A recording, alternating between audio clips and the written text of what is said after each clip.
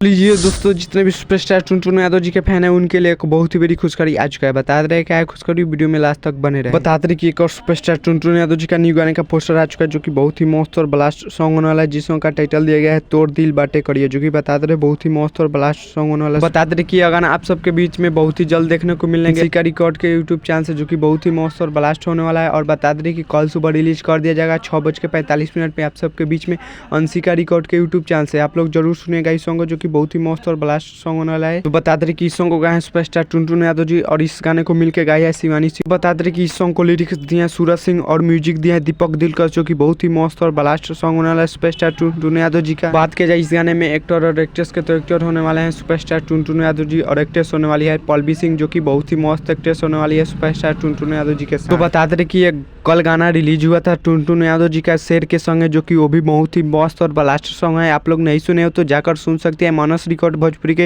YouTube channel से, जो कि बहुत ही मस्त और प्यारा सॉन्ग वो भी है सुपरस्टार टुनटुन यादव जी का। आप लोग नहीं सुने तो जाकर सुन सकते हैं। तो इस गाने को सुनने के लिए आप लोग इंतजार कीजिए। तब तक कल मिलते हैं किसी अगले वीडियो में। चैनल पे नहीं तो चैनल को सब्सक्राइब कर लीजिएगा और वीडियो को लाइक कर दीजिएगा और वीडियो को शेयर कर दीजिएगा। तब तक मिलते हैं किसी अगले वीडियो में। जय भारत, जय भोजपुरी।